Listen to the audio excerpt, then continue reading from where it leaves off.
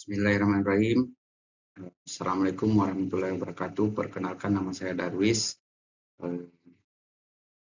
Saya adalah mahasiswa Universitas Terbuka, program studi ilmu pemerintahan.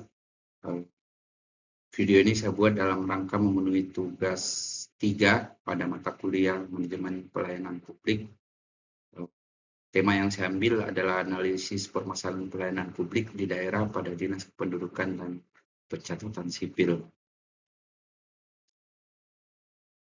Dasar Hukum Undang-Undang Republik Indonesia Nomor 25 Tahun 2009 tentang Pelayanan Publik dan Permendagri Nomor 7 Tahun 2019 tentang Pelayanan Administrasi Kependudukan.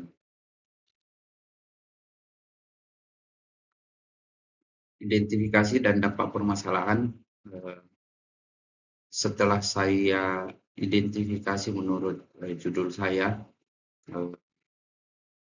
melihat Dinas Kependudukan dan Pencatatan Sipil, dalam hal ini kita singkat saja menjadi Dukcapil, itu mengalami antrian panjang setiap hari dikarenakan salah satu dinas yang langsung pengurusannya yaitu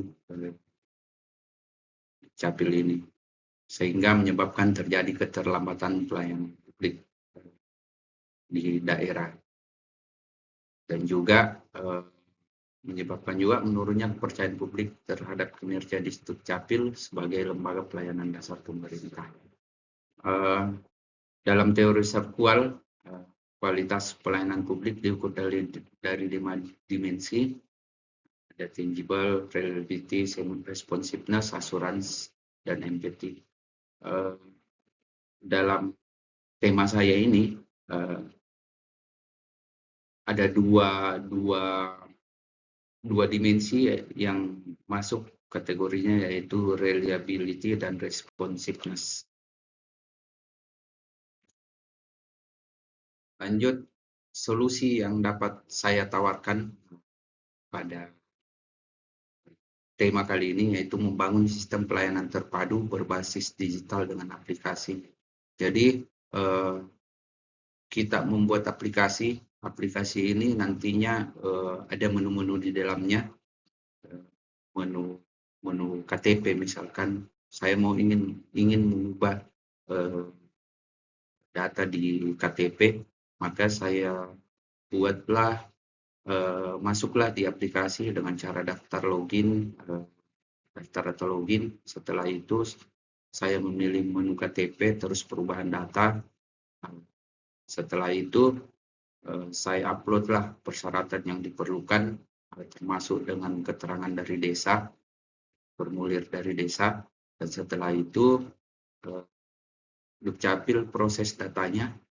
Setelah diproses, Dukcapil menjadwalkanlah kapan saya harus datang, jam berapa saya harus datang, hari apa, untuk membawa berkas yang fisiknya, terus mengambil berkas yang KTP yang saya ingin, yang setelah terubah.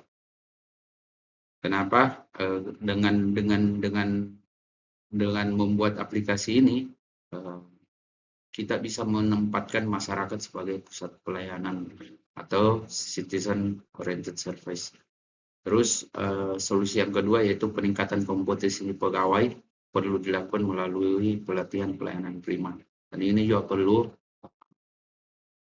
pegawai pada dinas Dukcapil ini perlu diberikan pelatihan terkait dengan aplikasi ini juga. Terus selanjutnya sosialisasi tata cara penggunaan aplikasi melalui media sosial. Ini juga perlu. Setelah kita aplikasinya jadi, terus kita harus share ke media sosial, ke desa-desa, semua kantor desa kita berikan pamflet mungkin itu tata cara download dan sampai daftar, sampai pengurusannya. Terus solusi selanjutnya yaitu menambah layanan keliling melalui unit mobil pelayanan di Dukcapil. Nah, ini juga perlu, saya rasa perlu di semua kecamatan perlu kita tambahkan mobil pelayanan, dan setelah itu mobil pelayanan ini kita kasihlah titik koordinat di aplikasi tersebut. Jadi masyarakat yang mau mengurus tinggal dia lihat aplikasinya, oh mobil pelayanan sekarang ada di titik ini, ada di titik ini, sehingga mempermudah masyarakat dalam melakukan pengurusan administrasi kependudukannya. Selanjutnya, penutup, potensi hambatan teknis. Potensi hambatan ini terkendala dengan internet kita yang belum merata. Hambatan kedua itu masalah server. Ada baiknya sebelum launching aplikasinya, server ini betul-betul diperhatikan. Selanjutnya, masih terdapat warga yang belum terbiasa menggunakan layanan digital, sehingga membutuhkan pendampingan.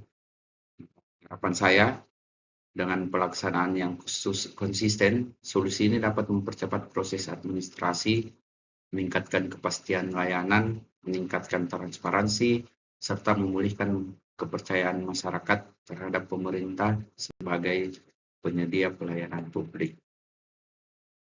Dan terima kasih. Mohon maaf apabila ada kata yang kurang berkenan. Akhir kata, billahi taufiq wal hidayah. Assalamualaikum warahmatullahi wabarakatuh. Selamat sore, salam sejahtera untuk kita semua.